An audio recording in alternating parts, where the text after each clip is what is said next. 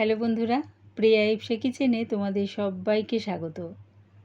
কাতলা মাছ খেতে পছন্দ করে না এরকম মনে হয় কমজনই আছে। আজকে তোমাদের সাথে শেয়ার করলাম কাতলা মাছের কালিয়া। একদম অনুষ্ঠান বাড়ির মতন কিভাবে বাড়িতে বানিয়ে নেবে সেটাই একবার দেখে নাও। রেসিপিটা ভালো লাগলে প্লিজ আমার চ্যানেলটিকে লাইক করে দিও। কাতলা মাছ করার জন্যে আমি এখানে কাতলা মাছ নিয়েছি, তার মধ্যে দিয়ে দিলাম আন্দাজ করে হলুদ গুঁড়ো, স্বাদ অনুযায়ী নুন আর হলুদটা ভালো করে মাছের সাথে মাখিয়ে নিয়ে এটা 5 মিনিটের জন্য রেখে দিলাম। গ্যাসটাকে হাই ফ্লেমে রেখে একটা কড়া বসিয়ে দিয়েছি, তার মধ্যে দিয়ে দিলাম বেশ খানিকটা সর্ষের তেল। অবশ্যই কাতলা মাছ কালিয়া করার জন্যে সর্ষের তেলটাই ব্যবহার করুন। তেলটা ভালো মতন গরম হয়ে গেলে দুটো বড় সাইজের পেঁয়াজ স্লাইস করে কেটে নিয়েছি সেটা দিয়ে দিলাম। পেঁয়াজটা আমি বেরেস্তা করে নেব। পেঁয়াজটা ভাজতে ভাজতে একটা পেস্ট বানিয়ে নেব। মিক্সির জারে দিয়ে দিলাম দুটো পেঁয়াজ বড় বড় টুকরো করে কেটে দিয়ে দিলাম 15-16টা রসুনের কোয়া, 1 ইঞ্চি আদার টুকরো, আর দিলাম ঝালের জন্য 4টে কাঁচা লঙ্কা। ঝালটা কম বেশি তোমাদের স্বাদ অনুযায়ী করে নিও। সামান্য একটু জল দিয়ে ওটার একটা মিহি পেস্ট বানিয়ে নিলাম। এদিকে দেখো পেঁয়াজটা কিন্তু বেশ লাল লাল করে ভাজা হয়ে গেছে। এবার এটা নামিয়ে নিচ্ছি। এর থেকে আর লাল করে ভাজবো না। ওই তেলের মধ্যেই মাছগুলো দিয়ে দিলাম, তবে যটা ধরছে কড়ার মধ্যে তটা দিয়ে দিলাম। মাছগুলো একদিকটা ভাজা হয়ে গেলে আরেক দিকটা ভাজার জন্য উল্টিয়ে দিলাম। আর দেখো গ্যাসটাকে কিন্তু আমি হাই ফ্লেমে রেখেছি। মাছগুলো দুদিকটা ভালো করে ভাজা হয়ে গেছে। এবার এগুলো আমি নামিয়ে নিচ্ছি।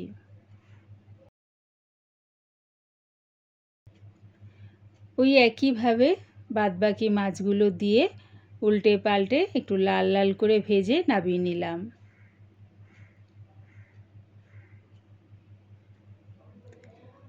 ওই তেলের মধ্যে ফোড়নের জন্য দিলাম দুটো শুকনো লঙ্কা, একটা তেজপাতা, সাদা গোটা জিরে, 4-5টা লবঙ্গ, 3টে ছোটো এলাচ আর 1 টুকরো দারচিনি। এই সময় কিন্তু গ্যাসটাকে আমি মিডিয়ামে রেখেছি। যখন দেখবে ফোড়নটার থেকে সুন্দর একটা গন্ধ বেরোচ্ছে তখন দিয়ে দিলাম আমি এর মধ্যে ওই পেঁয়াজ, আদা, রসুন, কাঁচা লঙ্কার যে পেস্টটা সেটা দিয়ে দিলাম। সেটা দিয়ে তেলের সাথে মিশিয়ে একটু কষিয়ে নিলাম।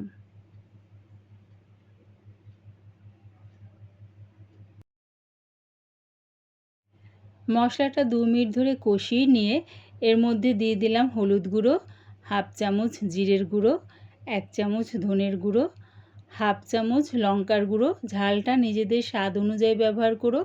পেস্টটা করার সময় কিন্তু কাঁচা লঙ্কা ব্যবহার করেছিলাম। কালারের জন্য দিলাম 1 চামচ কাশ্মীরি লঙ্কার গুঁড়ো। সামান্য একটু জল দিয়ে মশলাটাকে আরও 5 মিনিট ধরে কষিয়ে নিলাম। যখন দেখবে এরকম তেলটা ছেড়ে দিয়েছে আর দেখো মশলাটাও কিন্তু খুব সুন্দর করে কষানো হয়ে গেছে, তারপরে দিয়ে দিলাম দুটো বড় সাইজের টমেটো পেস্ট, দিলাম স্বাদ অনুযায়ী নুন। আবারও আমি এটা মশলার সাথে মিশিয়ে নিয়ে কষিয়ে নেব। টমেটোটা দিয়ে আরও 5 মিনিট ধরে কষিয়ে নিয়েছি। দিলাম এর মধ্যে 2 চামচ টক দই, আর টক ভাবটা ব্যালেন্স করার জন্য দিলাম 1/2 চামচ চিনি। যেহেতু আমি এর মধ্যে টমেটো ও টক দই দুটোই ব্যবহার করেছি তাই সামান্য একটু চিনি দিলাম। মশলাটা ভালো করে কষিয়ে নিয়ে দিয়ে দিলাম 1 কাপের মতন জল। যে যেরকম গ্রেভি রাখবে সেই অনুযায়ী জলটা ব্যবহার করো। 1/2 চামচ গরম মশলা গুঁড়ো দিয়ে দিলাম, আর দিয়ে দিলাম বেরেস্তা। যে পেঁয়াজটা লাল লাল করে ভেজে রেখেছিলাম সেটা দিয়ে দিলাম। সব কিছু ভালো করে মিশিয়ে নিয়ে ঝোলটা একটু ফুটতে দিলাম।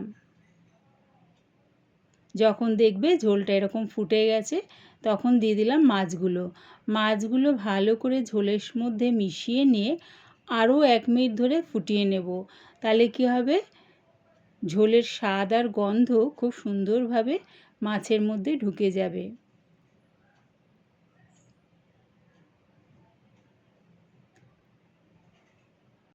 মাছটা দিয়ে 1 মিনিট ধরে ফুটিয়ে নিয়েছি। রেডি হয়ে গেছে আমার দারুণ স্বাদের একদম অনুষ্ঠান বাড়ির মতন কাতলা কালিয়া। একবার আমার মতন করে বাড়িতে বানিয়ে খেয়ে দেখো। অনুষ্ঠান বাড়ির মতন স্বাদ আর গন্ধ দুটোই লাগবে। রেসিপিটা পুরো দেখার জন্যে প্রিয়া ইপসা কিচেনের থেকে তোমাদের সবাইকে অনেক ভালোবাসা রইল। কাতলা কালিয়া রেসিপিটা ভালো লাগলে প্লিজ আমার চ্যানেলটিকে সাবস্ক্রাইব করে দিও।